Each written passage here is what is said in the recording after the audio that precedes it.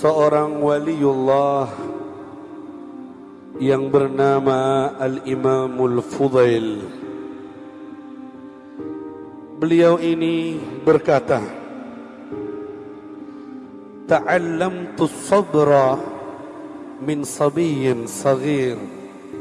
Saya ini belajar untuk bersabar, menahan nafsu, mematuhi perintah Allah, berjalan dalam jalan yang baik, belajar dari anak kecil. Pada suatu hari saya berjalan menuju masjid. Fawajadtu imra'atan dakhila dariha tadribu ibnaha wa huwa yusri'. Saya mendengar seorang perempuan ibu-ibu di dalam rumah lagi memukul anaknya. Dan anak itu berteriak menangis karena kesakitan. Fafutihal bab, pintu rumah itu dibuka. Waharaba, anak itu pun lari dari ibunya karena tak sanggup merasakan pukulan yang dahsyat dari sang ibu. Fa'aghlaqat dunahul bab, si ibu pun menutup pintunya dengan keras. Falaqitul walad ba'dama baqa qalila. Tak lama saya ketemu dengan anak tadi yang lari menangis. Nadhara yaminan wa yasaran falam yajid lahu ma'wa faraja'a ila ummi. Anak itu sambil menangis noleh ke kanan, noleh ke kiri, mencari perlindungan. Tapi ternyata tidak ada orang yang bisa melindunginya. Akhirnya si anak kembali ke rumahnya. Fawajadal baba maghlaqan, pintu rumah ternyata dikunci sama ibunya. Fawada'a khaddahu ala ajbatil bab wa nam.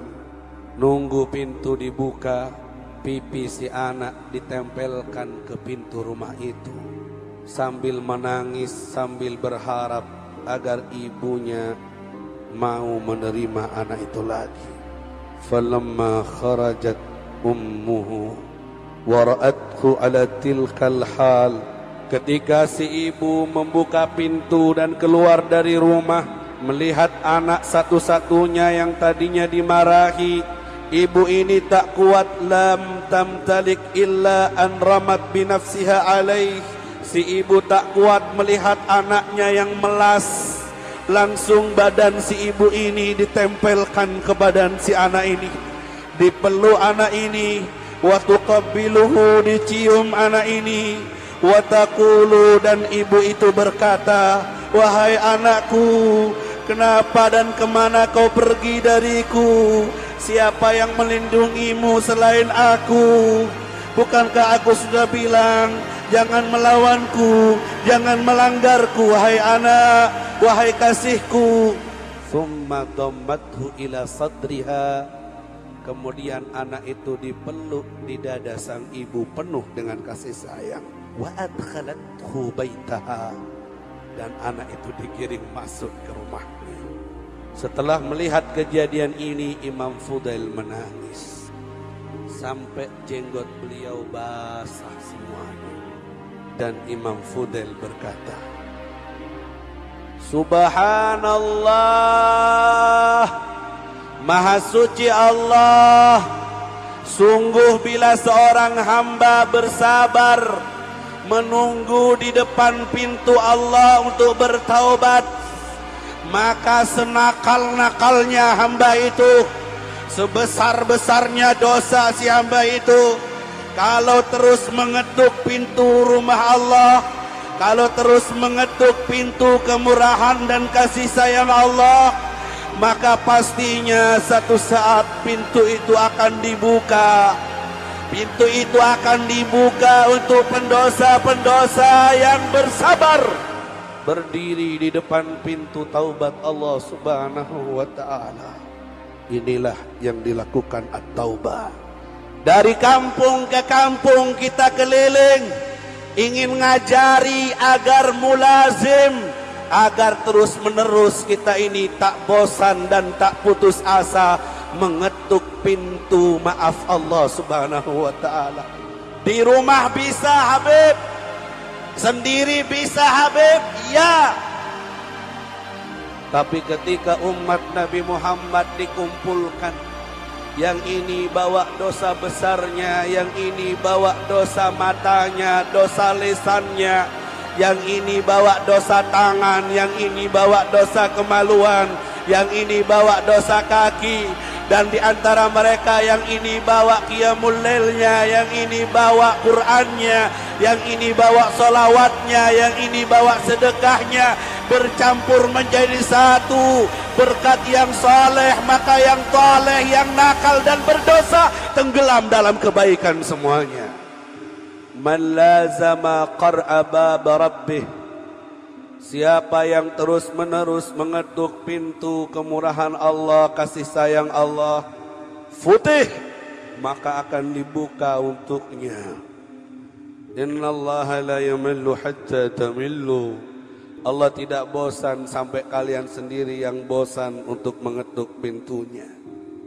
Jika kasih sayang ibu tak tega melihat anaknya, si ibu tak kuat menahan dan tak tega melihat apa yang dilihat, hingga dibukakanlah pintu bagi sang ibu.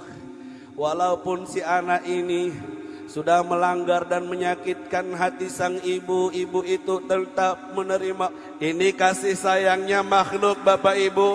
Lantas bagaimana menurut kalian jika kasih sayang Allah, yang mana Allah pernah mengumumkan inna rahmati sabaqat ala ghadabi, kasih sayangku lebih mendahului atas murkaku. Saya lebih kasih, saya lebih sayang daripada saya kemurkaan saya.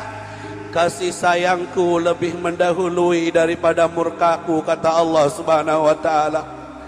Kata Nabi Muhammad, ketika melihat seorang anak yang tertinggal dalam perjalanan, kehausan, kemudian ketemu sama ibunya, dan ibunya langsung lari untuk menyusui anak itu, Nabi bersabda, sahabat, kasih sayang Allah lebih besar daripada kasih sayang ibu yang lari untuk menyusui anaknya. Apakah kita merasa besarnya kasih sayang Allah? Semua yang ada di atas muka bumi ini yang mengaku sayang dan cinta kepada kita, sungguh di atas segala-galanya adalah kasih sayang Allah. Di atas segalanya adalah kasih sayang Allah. Lantas kalau sudah kita tahu, kenapa kita tidak mencintai Allah ini? Bukankah ketika si kaya raya memberi uang mengkasihani kita, kita langsung jatuh cinta? Bukankah ketika istri atau anak atau teman memberi sesuatu dari nilai duniawi, kita langsung berterima kasih dan hati kita langsung senang sama orang itu? Lantas bagaimana siang malam Allah tak berhenti memberikan nikmatnya kepada kita? Siang malam Allah menghidupkan kita. Siang malam Allah menganugerahkan nikmatnya kepada kita. Kasih sayangnya terus menutupi hidup kita semua. Tapi kenapa kita tidak jatuh cinta dengan Allah ini? Kenapa kita nomor duakan perintahnya? Kenapa kita sepelekan perintahnya? Kenapa malah kita lawan dengan maksiat? Kenapa kita dengan mudahnya berdosa? Kenapa kita lebih memilih musuh-musuh Allah, mengikuti syahwat, mengikuti orang kafir? Kenapa tidak sadar?